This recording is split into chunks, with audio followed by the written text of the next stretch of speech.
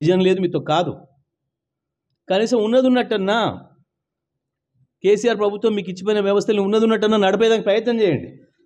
అది నేర్చుకోండి ఫస్ట్. సరే, అనంతగిరి మండలంలో కరెంటు కావచ్చు, నీళ్ళు కావచ్చు, ఇక చెప్పుకుంటూ పోతే అన్నీ ఏ వ్యవస్థ నడుపుతున్నారని.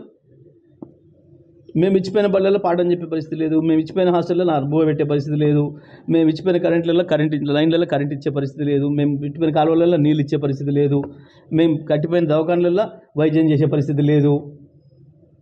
ఒక్కటంటే ఒక్కటి, ఒక వ్యవస్థకి ఇది మంచిగా నడుస్తుంది, ఇది నడిచింది, ఇంకా దీనికి ఏదైనా కొత్తది ఒకటి యాడ్ అయింది అనేది ఒకటి చూపిస్తారా? ఇక కరెంటు విషయంలో పాపం బట్టి విక్రమార్క ఇంత పెద్ద నోరు వేసుకొని ఓ అని మాట్లాడుతున్నాడు. నవ్వుతున్నారు జనం, గోసి వీక్తారు నువ్వు కరెంటు గురించి మాట్లాడితే వచ్చి ఊర్లల్లో. ఎందుకు అబద్ధాలు ఆడి బుకాయించిన రోజులు బతుతారు. ప్రతి ఊళ్ళే ఏ సబ్స్టేషన్ దగ్గర పో, ఇవాళ ఏ షెడ్ దగ్గర పో, ఎన్ని ట్రాన్స్ఫార్మర్లు పడి ఉంటున్నాయి. ఉండేనా మీకు చేతికి మేము ఇచ్చిన అవకాశం? ఎక్కడైనా ఒక సబ్స్టేషన్లో రిపేర్ సెంటర్లో ఒక ట్రాన్స్ఫార్మర్ కనపడ్డదా? ఎందుకుంటుంది ఇవాళనే? ఊకనే బట్టి విక్రమార్క పేద నేరేసుకొని మీరు అప్పుడు పోయింది, మీ అప్పుడు పోయింది, నా అప్పుడు పోయింది, ప్రజలు చూస్తలేరా? గంత పెద్ద వరదలు వచ్చి 38 లక్షల క్యూసెక్ల నీళ్ళు వచ్చి గోదావరిలో వరంగల్ జిల్లాలో ఊర్లు మునిగిపోతే వరదలల్లో కూడా పోయి ఆనాడు మా సిబ్బంది బ్రహ్మాండమైన సేవలు అందించారు. ఏ ఒక్కటి కూడా 24 గంటలకు మించి టైం తీసుకోలేదు. ఎంత పెద్ద విపత్తులోనైనా హైదరాబాద్లో అర్ధ గంట నుంచి 3 గంటలలోనే రిపేర్ చేసినాం మొత్తం, ఎక్కడ కూడా.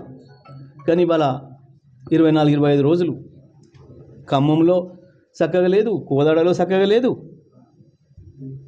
ఏడలేదు. అసలు ఉన్న లైన్లలోనే కరెంట్ ఇచ్చే దిక్కు లేదు వీళ్ళకు.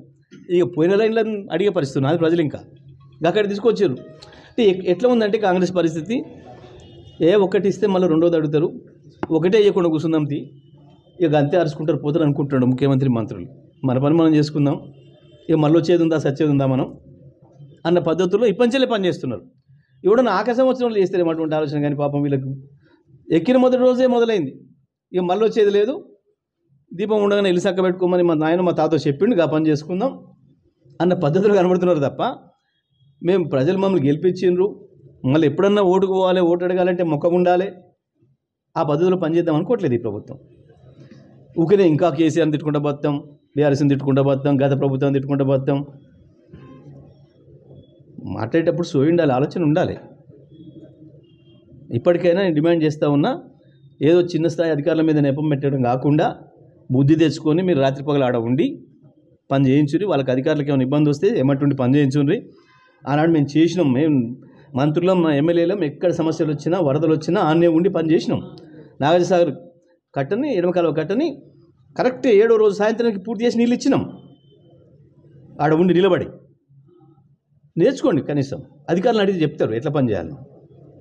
ఇప్పటికైనా వెంటనే మొత్తం నాగార్జునసాగర్ ఎడమకాలువ పైన ఇక్కడి నుంచి కింది దాకా ఏదైతే పొలాలు ఎండిపోయే పరిస్థితి వచ్చిందో వెంటనే రాత్రి పగలు అక్కడ ఉండాలి, మంత్రులు ఎమ్మెల్యేలు ఉండాలి, పని చేయించాలి. నీళ్ళు ఇవ్వాల్సిన బాధ్యత మీ పైన ఉంది. మేము వరదలు వచ్చినాయి కాబట్టి ప్రజలు కూడా ఓపిక పడుతున్నారు. మీరు చేస్తున్న మోసాలకు చాలా విషయాలు ఉన్నాయి.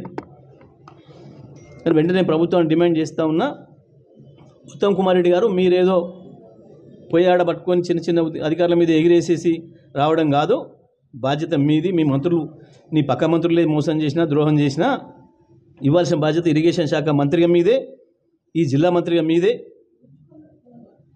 నీళ్ళు ఇస్తే రైతులు సంతృప్తి పడతారు తప్ప నీ ఉత్త కోపాల ప్రదర్శనతో సంతృప్తి పడరు. కాబట్టి దయచేసి ఇప్పటికైనా వెంట ఉండి పని పూర్తి చేసి అధికారులకు ధైర్యం ఇచ్చి వాళ్ళని ప్రోత్సహించి పని పూర్తి చేసి రైతాంగానికి వెంటనే నీళ్ళు ఇవ్వాలని, విద్యుత్తును కూడా ఇంకా చాలా గ్రామాలలో ఇవ్వలేకపోతున్నారు, వెంటనే విద్యుత్తును కూడా పునరుద్ధరణ చేయాలి, అందరూ కూడా విద్యుత్తును అందించాలని చెప్పి నేను డిమాండ్ చేస్తూ ఉన్నాను.